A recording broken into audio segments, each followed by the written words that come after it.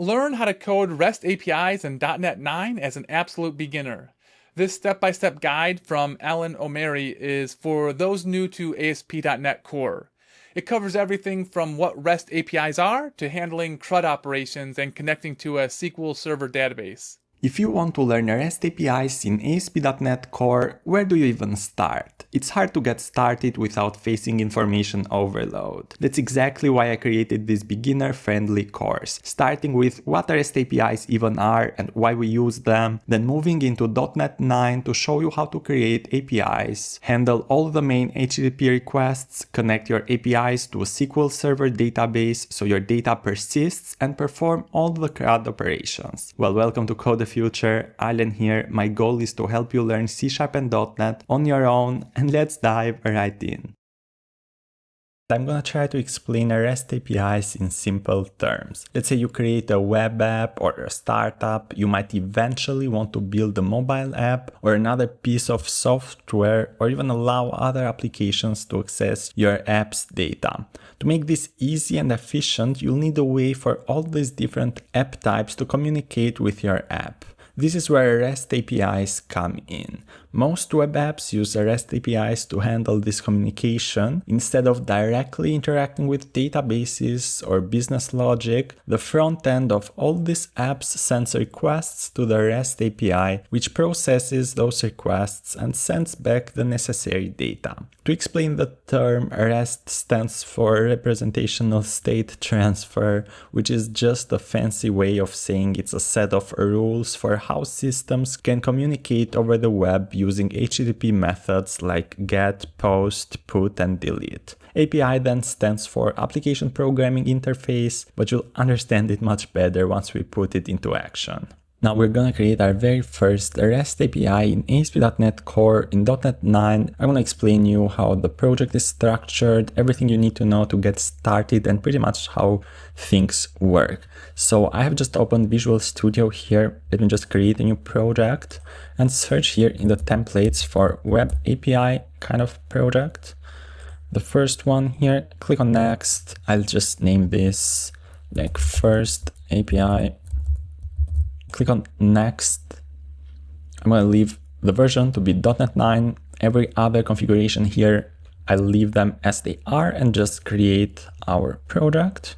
Okay, our project is already created. Let's just see the main files that we have in our project solution here on the right. So we have program.cs, which is the entry point of our program. So here basically we are building the app. Here's the services container, then here is the HTTP request pipeline. We have all of this middleware. Here we're redirecting HTTP requests in HTTPS, which is the secure version.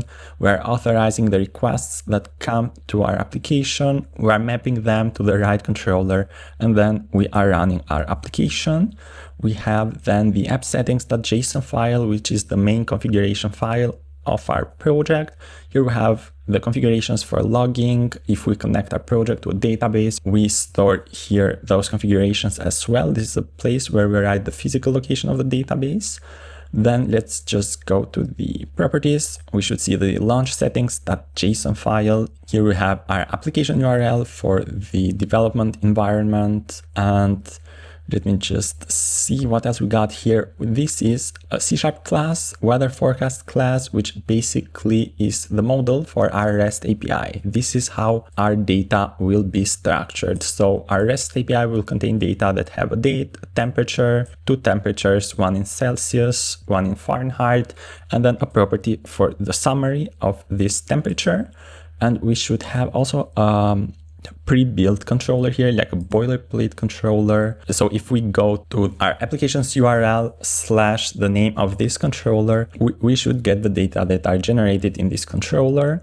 In this HTTP GET method, basically is just generating some weather forecast data for us, so that when we make a request to this specific endpoint, we will get the data that will be generated here. One big difference between this version and some of the previous versions is that our projects don't have Swagger anymore, which was this UI interface that we used to test our APIs. instead, we see this file, this HTTP file that is generated now. If we write our endpoints here, we can test them directly from this file. We'll see another way as well in just a bit, but we should run the project first, and then we can test this first endpoint here, which is the endpoint specified in our controller that we just saw. Okay, we run the app. If I click on send request here in this window, should give us the response that we get if we make a request to this endpoint. And here we have this data that was all generated in the endpoint in this method right here. And this is one way we can test our endpoints. We're gonna write them all here and can test them in this window. The second option that we have is actually let me just go to launch settings.json and take this URL that we have here, our application URL. If we go there, then, which was the endpoint, the name of our controller here, weather forecast, which we could also like see here. This is how we test our endpoint as well. We even have the option here to check pretty print, so that we have them in one line, the data that we get if we make a request to this API that we had there. So there are also other options there. There's Postman, but these are the two ways that are already built in your project. If you want help building REST APIs or learning .NET in general, the easiest and fastest way, in my experience, is to get direct feedback and guidance tailored to you. That's why I created the .NET Squad community, where you'll get support directly from me and other .NET developers for any question or challenge you're currently facing. Surrounding yourself with people who share the same goals is also one of the best ways to grow as a developer. The best part, you can try it for free. You don't have to decide anything today, jump in for 1 week, explore everything, and then decide if you want to continue. The link is in the description. I highly recommend checking it out. Now let's get back to our video. Models represent the data of our application. Let's say that we want to create a REST API about users. The information that the REST API will contain then for each user is what we specify in a model. Model is basically a C# class, and if we were to store our data in a database, let's say, this model would represent a table in our database. Simple enough, hopefully. Let's see how this works. So I have just created an ASP.NET Core Web API project, haven't made any changes to the project here, and I'm just gonna go to the root directory and add a folder named models for our model. And here I'm going to add our model, which is the C# class. Okay, let's create a class for books, let's say. I don't think you guys read much books. It's not that I'm talking for myself or anything, obviously, but it's just an example. So I'm just gonna create a book.cs class. Okay, this is our class, and let's give it a few properties. If you just write prop and then hit tab, you just get this kind of template for our properties. The first one will be an ID property. Let's say we want for our books then to have a title. Since this is a string property, I'm just gonna give it like an initial null value to escape these warnings. And we would want to have like a property for the author of the book. That seems logical. And let's take like an other property as well. Let's say year published, for the year when the book was published. And this is our model with these 4 properties. What else is that we're gonna do in this video is that we're gonna create a controller, which is the place where we specify how we will interact with our REST API. Let's say how we will get the data from our API, how we will modify the data there or delete there. We specify all of this in our controller with different method types, which we'll see in another video. But for now, let's just create a controller. Okay, let's keep this simple. Just add a controller here. If you click on API, let's take an empty controller. Values controller. Let's name this books controller.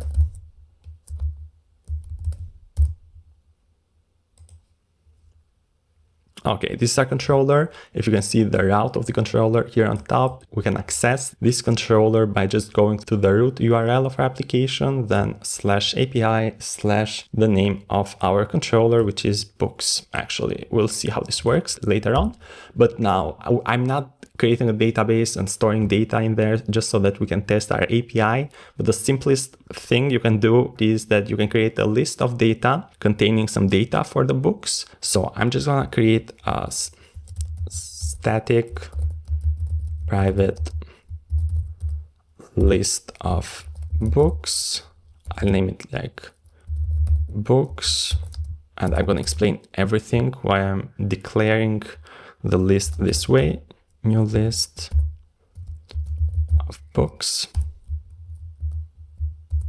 I'm going to need to import, I believe, the models directory on top of the page using models on top.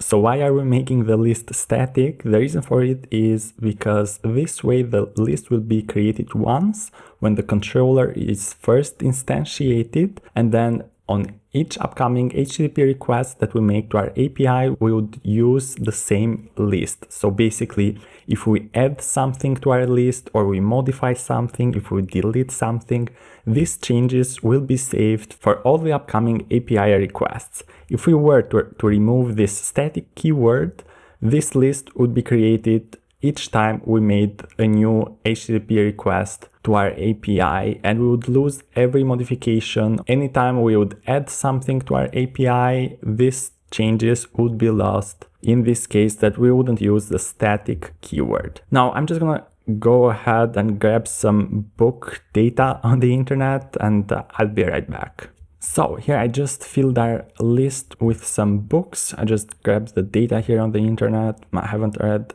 any of these books, actually, not that you care. But this way we have some data that we can use to test our REST API. When building a REST API, understanding how each HTTP method works is essential for handling all the requests that come to your API. In this video, I'll walk you through every HTTP method, how they work, and how to implement them using .NET 9. We'll also make API calls inside our HTTP file for each method to test them and help you understand everything more clearly. So we have just created a web API project in ASP.NET Core. We have written a book model here, just a simple model, and a controller. All we've done in the controller is that we have only created a static list with some data for our books. And now in the controller, we will write all the HTTP methods to handle the requests that can come to our API. Users can make different kind of requests to our API. They maybe want to get some data, modify some data, delete some, or submit data to it. And to handle all of these different kind of requests that come to our API, we write our HTTP methods for each specific request type, and here we specify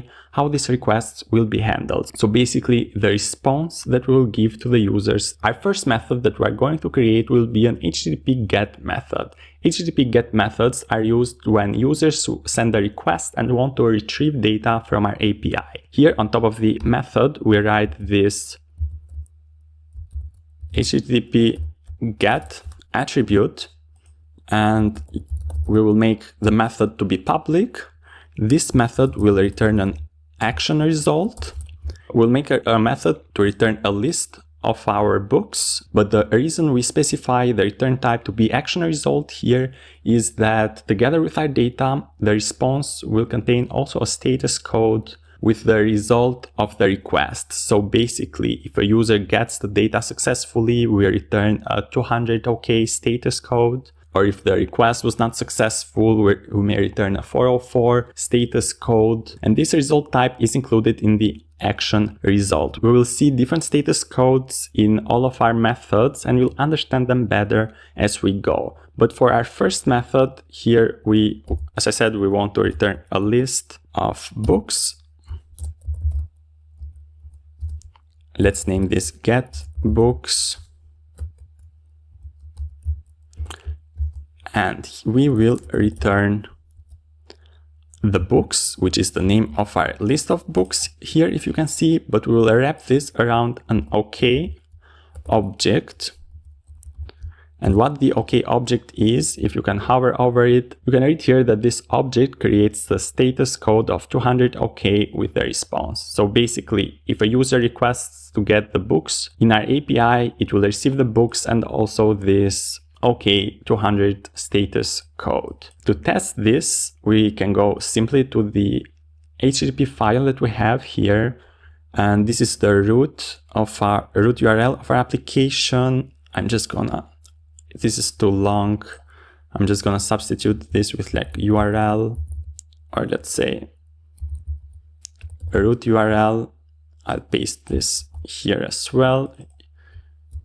And to separate different API calls that we do in our HTTP file, we need to just write these 3 hashtags, which just separates the different API calls that we make. And here we'll make a GET request to the root URL of our application, then /API/books, which was the endpoint for our controller. If you go on top of the controller here, this is the route of our controller. Let me go back here.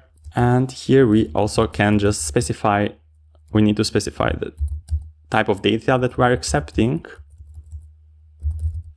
which is this application/JSON. Basically, we expect the data to be in the JSON format, which is this format that we get the data when we make a request to any API. We need to firstly run the program here.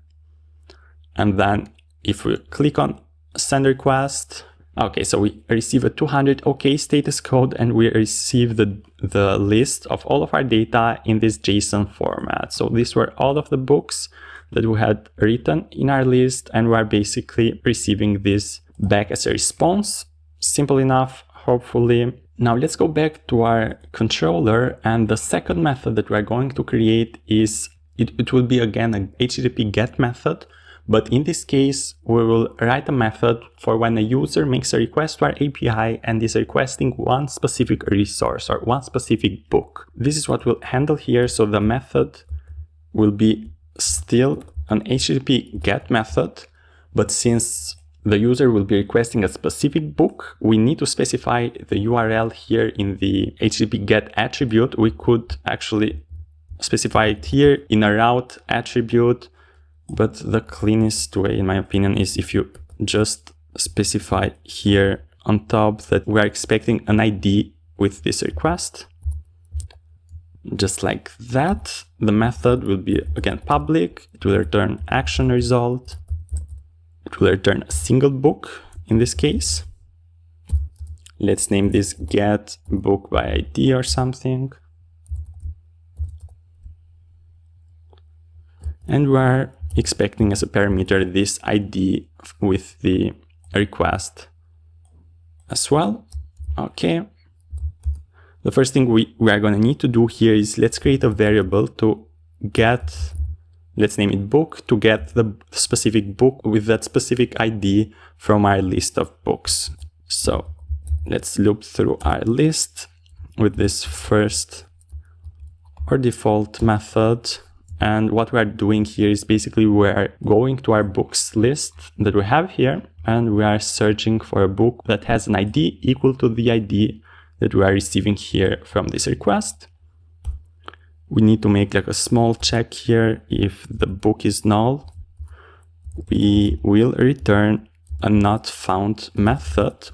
What this does is this, if you hover over this, is that the user will receive as a response this 404 not found status codes, just meaning this resource wasn't found. But if the book is not null, what we want to do is we want to return an OK status code together with the book itself. We'll test this as well in the HTTP file we have here. Let me just run the application first. And then here, let's separate this API call with 3 hashtags. We'll make a GET request again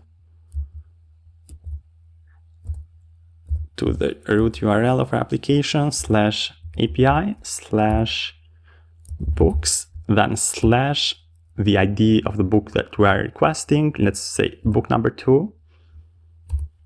Let me specify here as well the type of data that we're expecting, which will be a JSON. If I click on send request here, we're making this API call. We receive the 200 OK status code as a response, and we're receiving the book with the ID of 2 that we were requesting. So we've learned so far how to get all the books and how to get a specific book.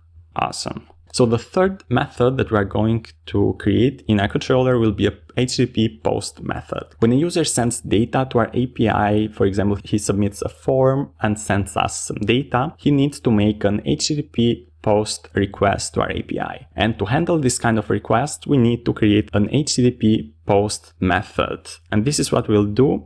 We just need to specify on top here the type of the method, HTTP post, and the method will be public to return an action result, and it will return a single book for the book that the user will send to us. Let's name this method add book. In the parameter here, we are expecting a new book. So new book is the name of the variable. The type of data is a book. Okay, simple enough. We first need to check if the book that we are receiving is null. If that's the case, we can return a BET request response. What this method actually sends back is a status of 400, which basically means that this was a bad request, or that the data that was sent to us was not in a valid format. Now, if the book wasn't null, we can add the book to our list of books, just this with this add method, and then as a return type, in the cases of post requests, as a return type in these kinds of methods, we need to return a response type that basically specifies that the resource was created or that the book was created. For this purpose, we use the created@action.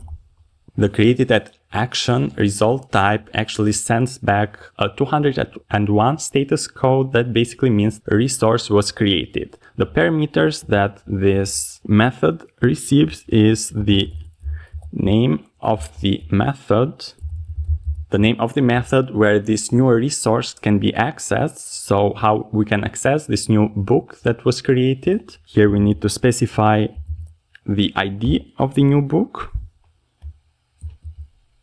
So ID equals new book.id. And this method will also return back the book that was created. So these are the parameters that this method receives. So this is how we manage a post request to our API. Now let's go and test this again. If I run the app here firstly, and then make a new API call, let's separate this with 3 hashtags. The API call will be a post request to the root URL of our application /API/books. We will accept as a response JSON data. And here we need to specify the new book that we want to send to this API. We need to write this in form of a JSON object. So you just need to open up the curly brackets here. Firstly, we need to specify the ID. So basically in this form that we were receiving the data before in a JSON format that you can see here on the right, let's make the ID to be 6. I think we have 5 objects. Let me actually test this again. Let's get all the books one more time. Okay. Yeah, we have books with IDs from 1 to 5. Okay, let's create this new book to have an ID of 6. Let's specify the title of the book. You know what? I'm just gonna write the name of the ebook I have written. So C# unlocked. The author is myself. And the year published was it last year? Yeah, I think it was last year. Okay, yeah, I think that's correct. So we can send this request to our REST API by just clicking the button here. Okay, so what I'm doing wrong here is that we're specifying here what type of data we're accepting, but actually we need to specify the type of data that we are sending with this API call. So we need to specify here as a header the content type to be application JSON. I've even written the title of my ebook wrong here. Okay, if we make the request now, we receive the 201 status code, which means that this resource was created, and we are receiving back this book data that we just added to our API. Okay, now if we try to get all of the books in our API, if we send this request to get all of the data, we should see that a 6th book was added in the end. Okay, so the next request type that we will handle for our REST API will be a put request. So when a user tries to update some data in our API, in this case, we need to create an HTTP put method. So let's go back to our controller here and specify the type of our method here to be HTTP put. So this is for updating data basically. The method will be a public method. It will actually be iActionResult and not ActionResult in this case, because here we're not returning any object. We're just returning status codes, and this is the most appropriate way to do it. Let's name this method to be updateBook.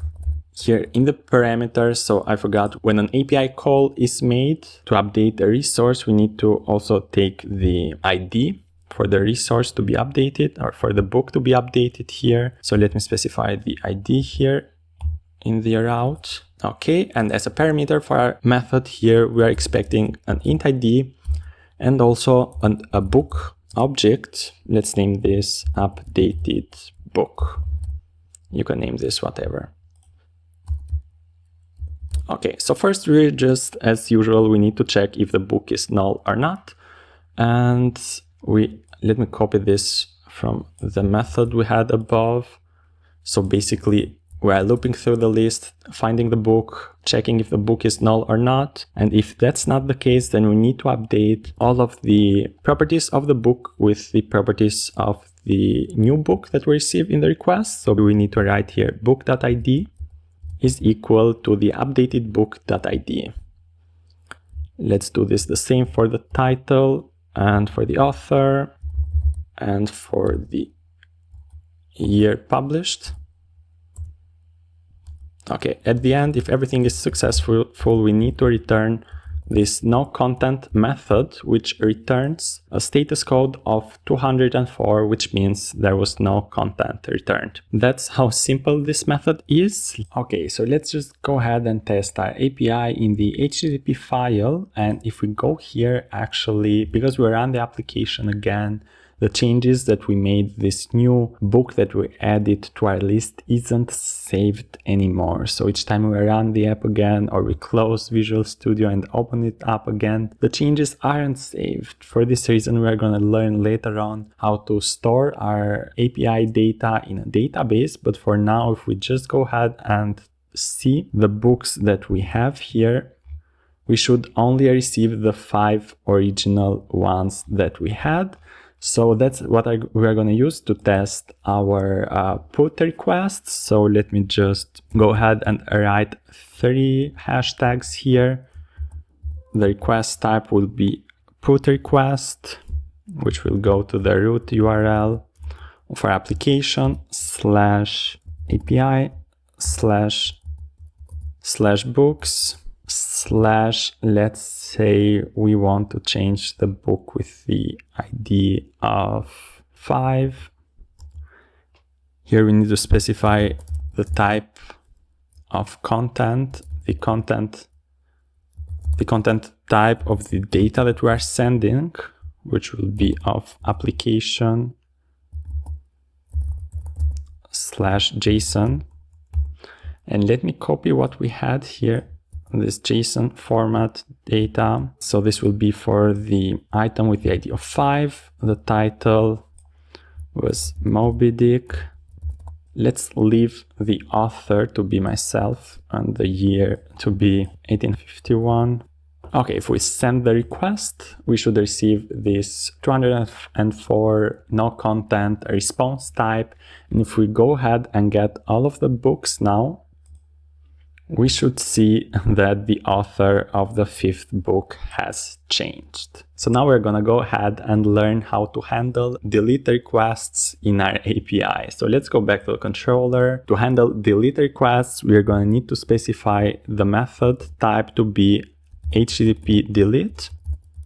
So when a user or a client wants to delete some resources from our API, let's say like a book, in our case, we need to specify the ID to get the ID from the request. For this reason, we're going to specify the ID on top, and the method will be public, the result type will be iActionResult again. Because in this case as well, we are not returning any data, we are just returning a status code at the end. Let's name the method to be delete book. This will receive an int ID as a parameter. And what we're going to do first is we're going to go ahead and check in our list for the book with this specific ID. So I'm actually just going to go ahead and copy this. Again, what we had in the previous method. We're looking for the book with this ID. If the book is not found, we're returning the not found status code. And if we found the book, we're just going to need to remove it with the remove method from our books list, just like this. And then we are going to need to return a no content method again. Okay, let me just run the app here and go to the HTTP file. Let me just separate this API call with 3 hashtags. We'll make a delete request to our root URL /API/books/ let's remove the book with the ID of 4. Let me send the request here. Okay, we got a 204 no content response type, and if we go ahead and get all of the books, we should see that we have the 1st book, the 2nd, the 3rd. We do not have the 4th book, we only have the 5th book in this case. So congratulations, you learned how to handle the main request types in a REST API. Not storing data in a database is unacceptable for real-world applications, since the data will be lost as soon as we close our app. In this video, I'll show you how to connect your REST API in .NET 9 to a real SQL Server database so your data actually persists. We'll also go step by step to build out full CRUD operations to interact with our data using Entity Framework Core. So in this ASP.NET Core Web API project, up until this point, we have created a model, stored our data in a static list, and written all the HTTP methods to handle the incoming requests to our API.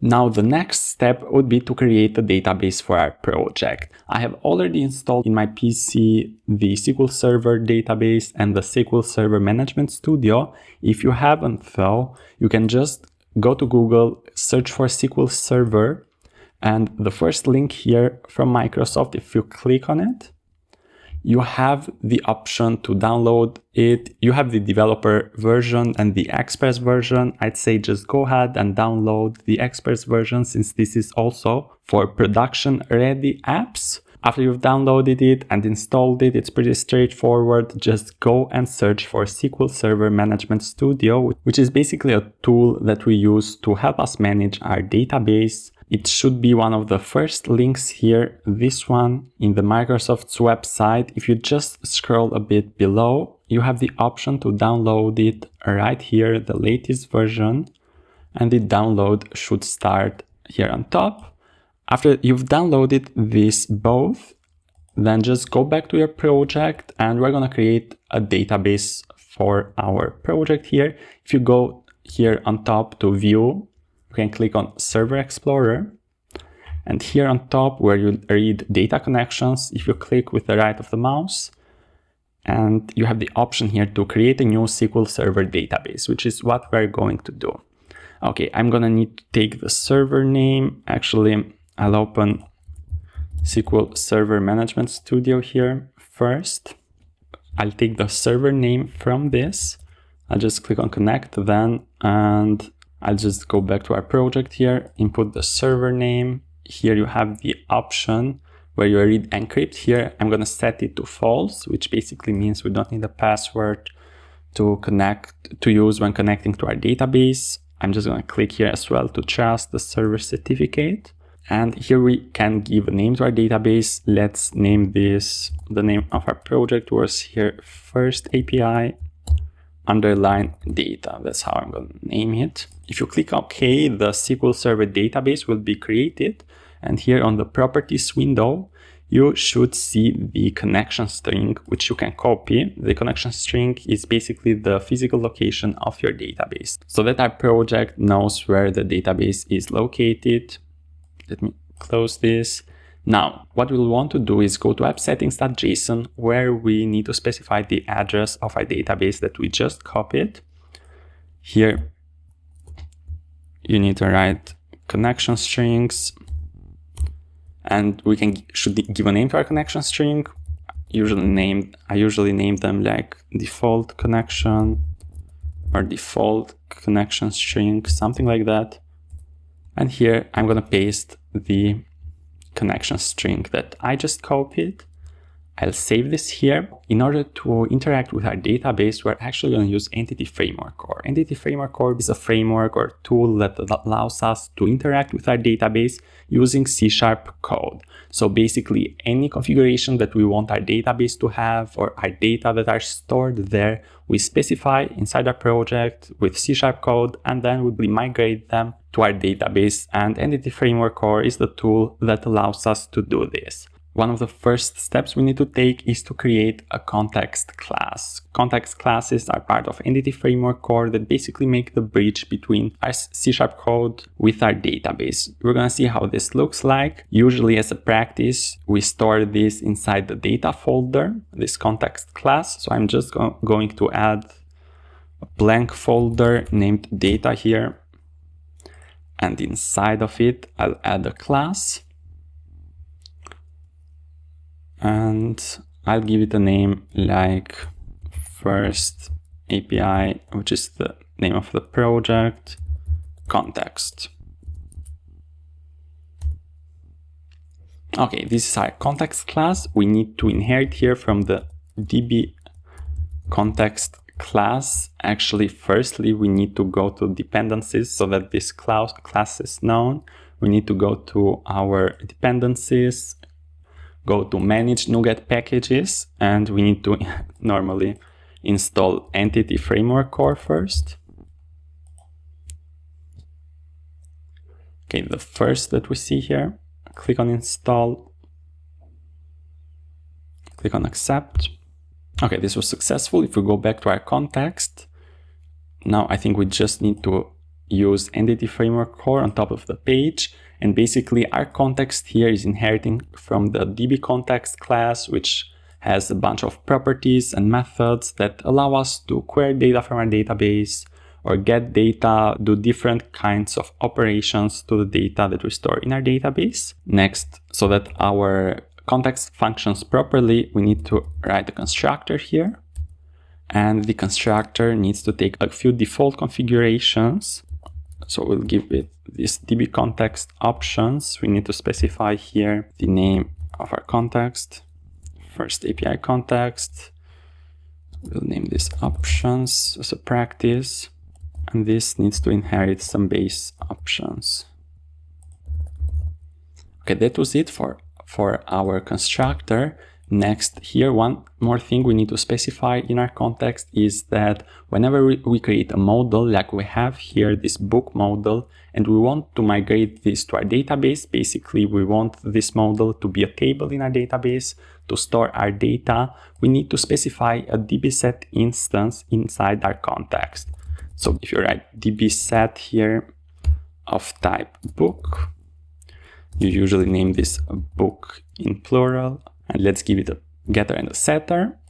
We need to, we need to use the models on top of the page. When we migrate these changes to our database, this dbset instance will allow us to access this books table in our database and perform different operations to our data stored in it. We also need to do one last thing. We need to go to the program.cs class and we need to declare our context service here in the services container.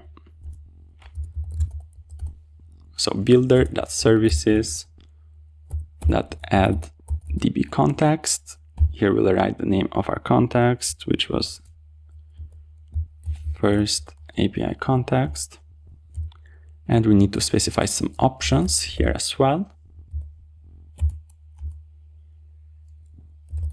Here in the options, we need to specify that we are using a SQL Server database. For this reason, we actually need to install the SQL Server database. Let me go back to the dependencies and manage NuCat packages. If you click here, SQL Server,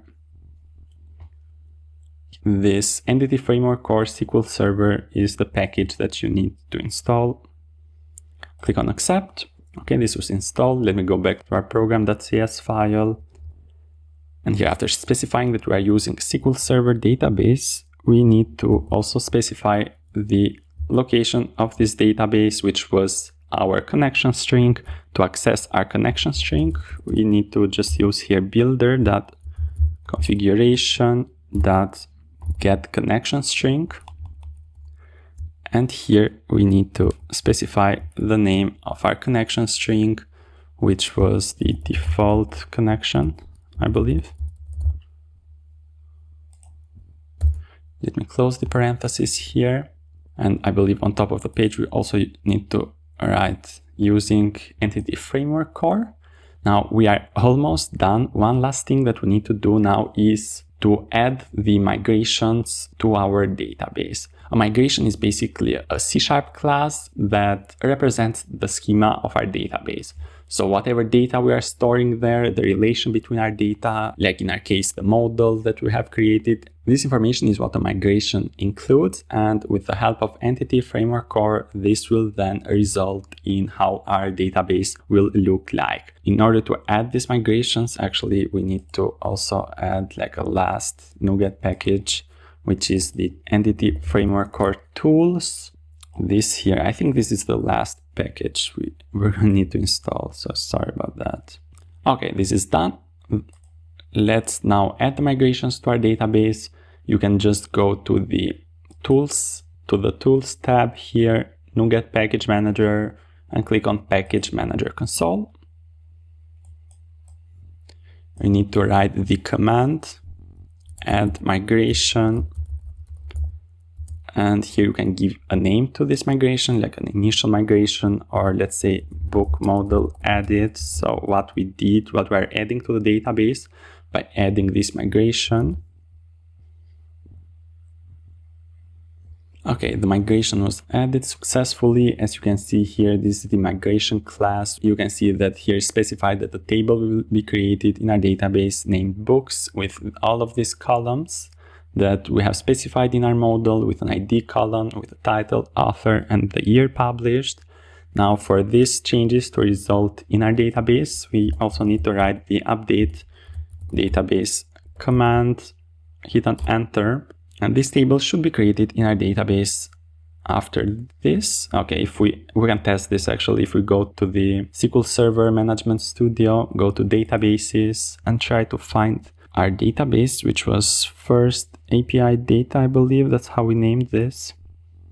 If you go to tables, okay, we have a books table here. If you click with the right here and click on edit top 200 rows, You should see a blank table because we haven't added any data to our table yet, but this is what we'll do right now. Now we could add some data manually in this table here, but we can do this as well inside our code, which is actually what I'm going to do in this tutorial. So let me go back to our context class. So what we're going to need to do is we're going to need to override a method from the base dbContext class. For this reason, I'm just writing here protected, override void on model creating.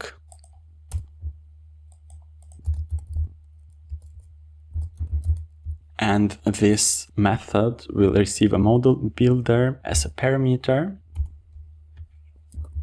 Next, we're also going to need to call the base implementation of the onModel creating method by just writing base.onModel creating that takes the model builder as a parameter, so that the default configurations that this method has will still remain. And then underneath here, we will add data to our book table. We can do this by using the model builder parameter that we are taking with this method.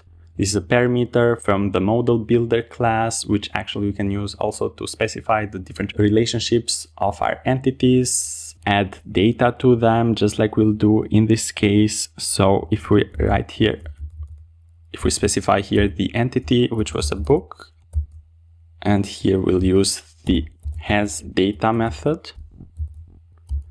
And here I will add actually the books data that we had in our list. So if we go to the controller, I'm actually gonna take all of the books that we had in our static list, and I'm gonna store them in our database. Let me paste this here.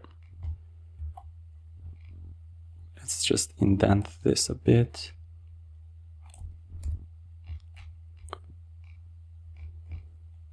Okay, let's just close the semicolon here at the end. This, I don't think I've done any error here. So what we're gonna need to do is we're gonna need to add a second migration. So this data will be seeded to our database. So let's go to Package Manager console, click on Add Migration. Let's name this book data added or something. Okay, this is our migration class. All of this data will be added to our books table. And if we just write the command update database, hit on enter.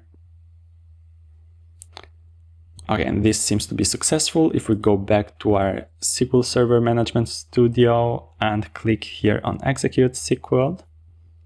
Okay, we have a table with 5 of our books with the data that we just migrated to our database. Now what we're going to do is we're going to access our database from inside our controller, so that with each REST API request that we receive in our application, we will access the database and the data will persist in our application. We will see how we can create, read, update and delete data from our database, so this CRUD operations. So let me just go to our controller here. And actually, I am going to comment this list that we have here out. And I will also comment out all of our methods that we have in the controller, since we are receiving a bunch of errors, and we will modify them one by one, so that instead of accessing the list, we will access our database. So let me comment this out as well. I'll just leave the first method that we have here. So that we access our database, we'll use dependency injection so that we access our context. Firstly, I am gonna need to have a variable here where we'll store our context. So this is what we'll use to access our context, this context variable, and we will also need to write the constructor for our controller here. And what we're doing basically is that we are setting the value of our context to this variable that we have here that we will use throughout our methods. So let's go to the first method, to our HTTP GET method. One main change that we'll do in all of our methods actually is that we will make our methods to be asynchronous, because each time we make an API call or we access the database, as in our case, we don't want the thread of our application to be blocked. If you know some apps, when you make something, you make a request and the UI stops, this is what asynchronous methods solve. So all we need to do is add an async keyword here before and wrap the result inside this task keyword, just like that. And here we won't return the books list, but we will need to await this method. We will access the context from this context variable .books, which was the name of the instance we declared in our context, .toList async. And what this does, this gets all of the books in our database. We'll test this in our HTTP file. Let me just run the application here.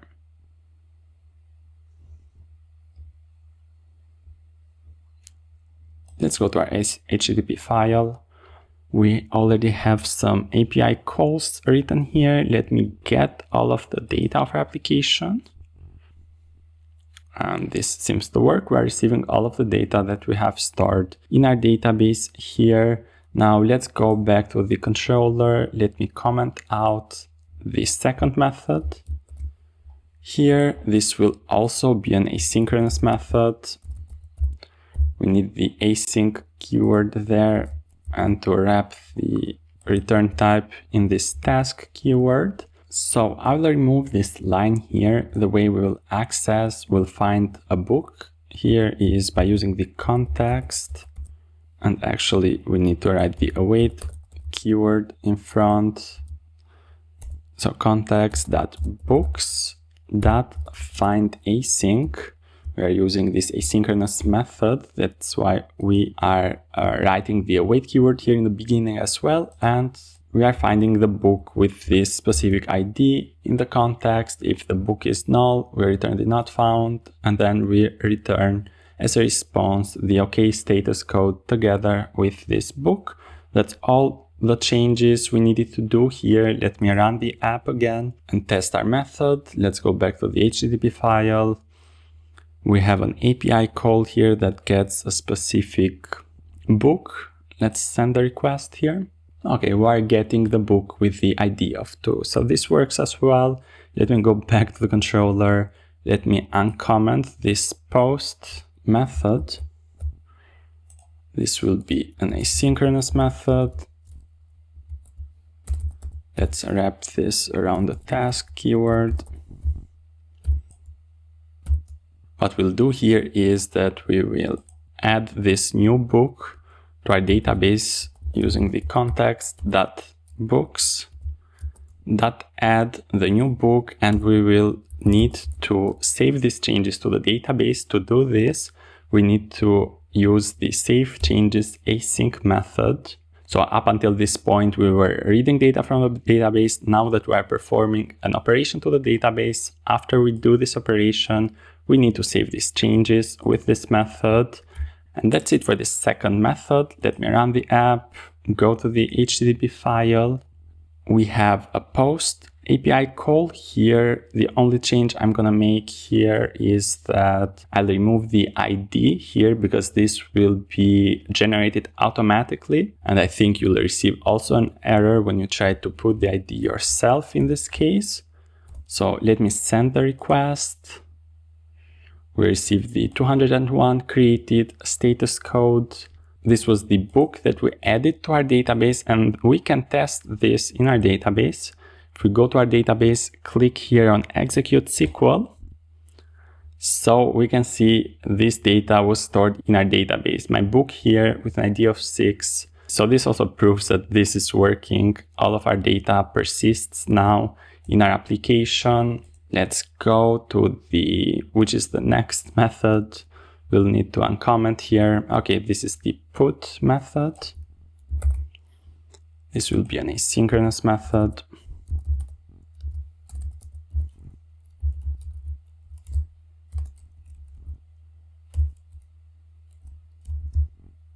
Okay, I will actually copy the code from here on how we find a specific book in our database. Let me paste it here. And I'll leave the rest as it is, other than after we change the data, we're gonna need to save the changes with the save changes async method. I'm gonna need to run the app and go to our HTTP file here. Where was our put request? Let me get all of the data first to see what we have here. Okay, I'll change the last book that we added, C#.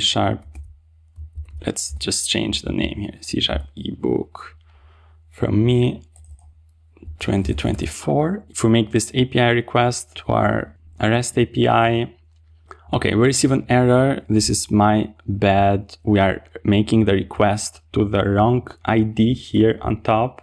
The book's ID is 6. This is the issue. If we run this again, okay, we receive a 204 no content response type. If we check now to get all of our books, the 6th book here, the title was changed. We can go to our database and check here as well. Okay, the title of my book here was changed in the database as well. So this is all working. Now let's just go and change our last method, our delete method here. Let me uncomment this. This will be an asynchronous method.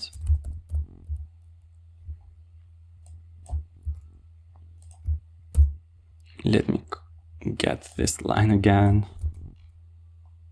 I'm just feeling lazy. Okay, we will remove the book here by accessing the context .books. Data remove. We as well need to save the changes since we are performing an operation to our data in our database, and that is it.